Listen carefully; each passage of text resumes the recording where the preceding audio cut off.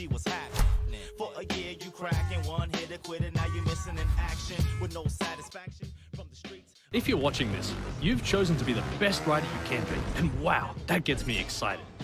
As you've made it this far, it's time to ramp up the difficulty with the next lesson, uphill obstacles.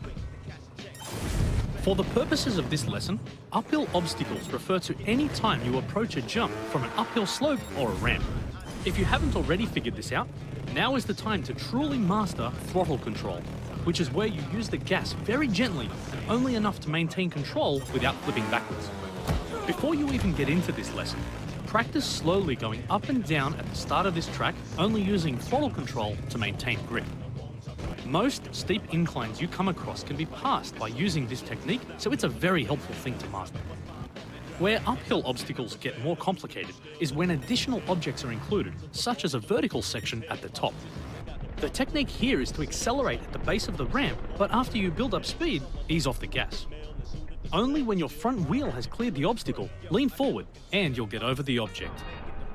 If you hold gas all the way to the top, you'll be pushed backwards, and as you'll learn, sometimes going slower will actually be faster. As you get to the harder grades, there will be jumps where you don't seem to have enough height to get over them. The trick is to lean backwards and slam your rear wheel into the obstacle and then lean forward. But we'll cover that more in the next lesson. There is one last technique that is especially useful when climbing high objects. When only your front wheel is in contact with the object, press brake. This will allow your momentum to carry your bike over, and when the rear wheel is higher than the front, let go of the brake and roll forward. If you're having trouble getting the back wheel high enough, rapidly tap brake while accelerating and your rear wheel should rise up. This is a hugely important technique, but unfortunately, I can't say its name. Let's just call it flapping? On that note, let's get right into the next track.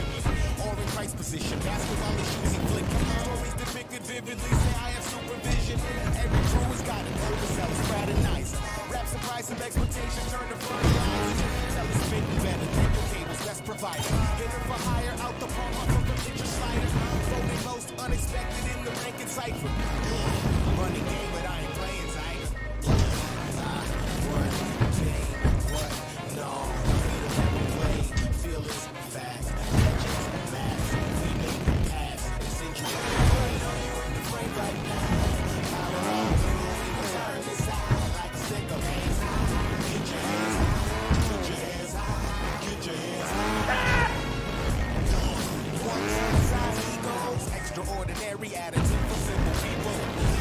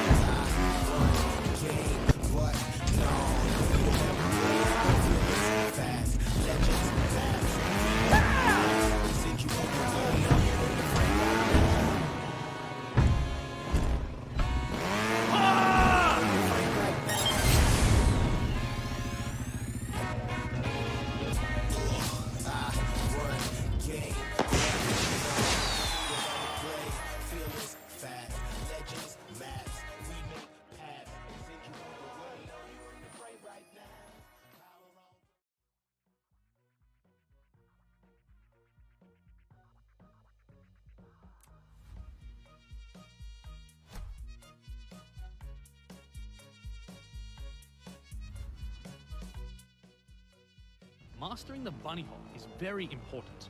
However, there will be situations where one isn't enough. At times, you'll need to string a series of bunny hops together to maintain your speed and clear a larger gap. This technique is known as consecutive bunny hops. As this technique is about maintaining your speed while performing bunny hops, I'll assume you've already obtained a high grade on the bunny hops lesson. If not, I'd strongly suggest you attempt that again and only come back here once you've achieved a B grade or higher. To start this lesson, we'll perform a bunny hop as we've covered before and focus on the second gap. The key to this technique is to use your bike's rotation and the force from landing to create the load on the rear suspension.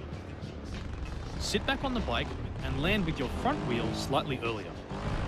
Doing this will put the maximum load on the rear suspension, and when you hit that point, shift your body weight forward and perform another bunny hop. Lastly, remember that this technique is about the bunny hop and the next landing, so plan ahead and know how you want to land before taking off. As you progress through the grades, the technique is the same, but you'll have to slightly adjust your landings and link a number of jumps together. It won't be easy, but if you remember what we've covered and practice, I know you can do it. Now, show me what you've got.